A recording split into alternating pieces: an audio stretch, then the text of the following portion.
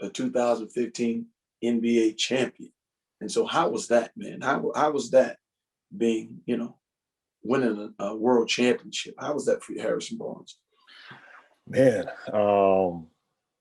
that was crazy. Just because I think even when I look at the fellowship and the brotherhood and the family that we had at Carolina, seeing that transfer into the NBA, every time I'm playing at Tar Heel, the embrace that the vets are giving me. Like I remember the first time playing against Vince, I was like low key, just kind of shocked, like because it's one thing like when you seeing somebody in the practice gym, and it's another thing when you're like out on the court with them, seeing these guys, embracing them, and so to be able to be a part of a championship team my third year in the league, that really kind of put things in perspective. That when you want to get to the mountaintop, when you want to get to greatness and things like that, it's a journey. It's not a destination, right? Like you win a Right. championship one day, the next day you're like, man, that was cool. Let's do it again. You know what I'm saying? Like what's Right. the next step? What's the next step? Like you have a good season. Like how can you have a better season? Like, how can you get to different levels? So I think that was important for me, especially because a lot of people talk about 2015, but they don't talk about 2014, the season before. Um, and like for me personally, I was coming off the bench. We lost in the first round.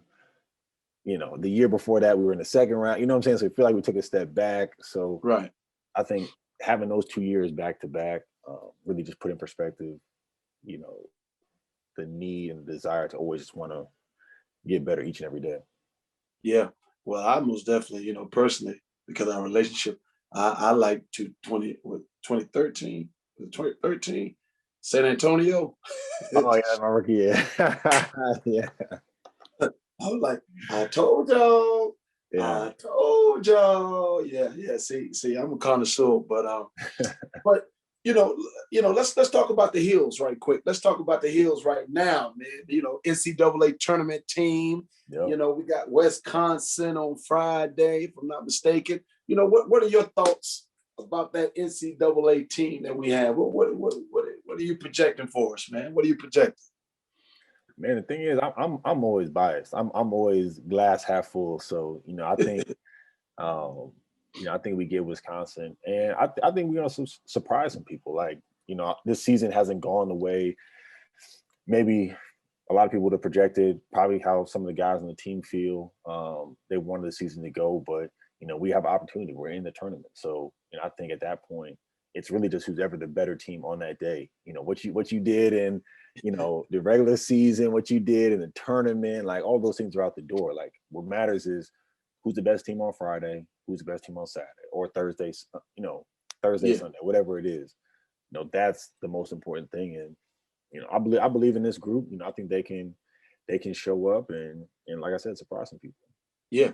Having so many of those McDonald's All Americans and guys that were of your caliber, um, if you had any advice for those guys going into this NCAA tournament, as you performed extremely well in the NCAA tournament both years, what would be your advice to them?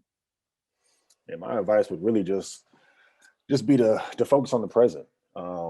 It's easy to look at brackets and look at predictions, and this people have this guy has us favored and this guy doesn't have us favored and this person has us going to the Sweet 16. Whatever it is, it's like all that doesn't matter. What matters is you just focusing on Wisconsin. That's it. You take care of Wisconsin, you live to see another day. You don't, your season's over. And I think especially as a younger, like as a freshman, a sophomore, if you haven't had much tournament experience, all of the hoopla around March Madness can distract you at times, right? You can kind of just, get caught up. Oh man, there's a big upset. You're watching the games before you go Right. on, and that's how you lose focus. So I think the biggest thing is, for them is just to lock in on one game. Don't think about what happens after that. Just focus Right. on that, and you'll be all right. Yeah. Yeah. And my last question for you, because your time is limited. Um, when it's all said and done, what would you like the Carolina family to know and to say about Harrison Barnes? Man, when it's all said and done in my career, or what? Yeah, when you finish playing, and people talk about you, especially the Carolina family, about you and the University of North Carolina. What would you want people to say about you? Man, honestly, I hope it's constantly changing, because I hope that means I still am doing things. I'm still involved. I'm still, whether it's being active with current players or it's being active with the university, whatever it may be. I just always hope that um,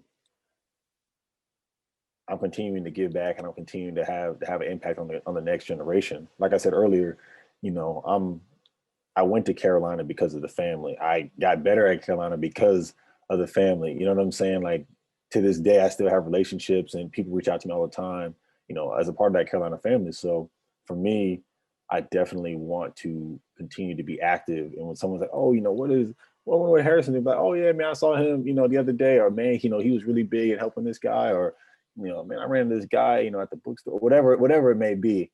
Right. I definitely want that to be what people think of.